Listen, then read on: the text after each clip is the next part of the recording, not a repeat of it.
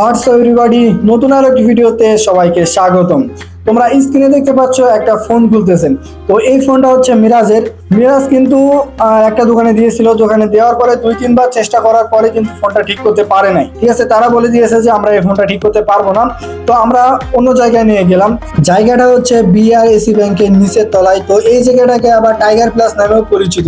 তো এর একদম শেষের দিকে, মানে দোকানের একদম শেষের দিকে স্মার্ট সলিউশন বলে দোকান আছে। তো ওই দোকানে গিয়ে আমরা মানে আগে এইখান থেকে বন্ধু আমার কাজ করেছে। ঠিক আছে, মানে এই ফোনটাকে কাজ করেছিল, তো আইসিইউ এর কাজ করেছিল। তো এইখান থেকে মনে করো যে আবার বেশ কিছুদিন পরে কিন্তু এটা নষ্ট হয়ে গিয়েছিল। তো মানে স্ক্রিনে আলোয় আসতেছে না, মানে অনই হচ্ছে না। ঠিক আছে, এমন একটা বিষয়।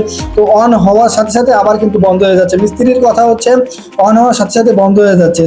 সো যে কাজ করিয়েছে প্রথম, তো আমি একটা সলিউশন দিই। তো কথা হচ্ছে যে প্রথম হচ্ছে কাজটা করে ফোনের, তো তার কাছে আবার নিয়ে যেতে হয়। সে হচ্ছে সবকিছু জানে যে ফোনটা কিভাবে খুলেছিলাম, কিভাবে কি হয়েছিল না হয়েছিল সবকিছু কিন্তু সেটা জানে। তো ওইখানে নিয়ে যাওয়া উচিত।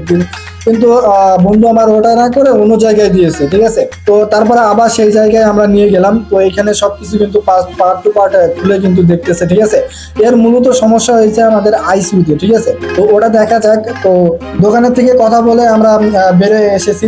তো এখানে কি কি লাগবে না লাগবে আমাদের সবকিছু আজকে রাতেই জানিয়ে দিবে। কত টাকা খরচ হবে না হবে সবকিছু আজকে রাতেই জানিয়ে দিবে। সো এই ছিল আজকের ব্লগিং ভিডিও। দেখা হবে অ্যানাদার ব্লগ ভিডিওতে। সে পর্যন্ত তোমরা সবাই ভালো থাকবা, সুস্থ থাকবা। আবারও তোমাদের সাথে দেখা হবে নেক্সট একটা ভিডিওতে। Tata guys.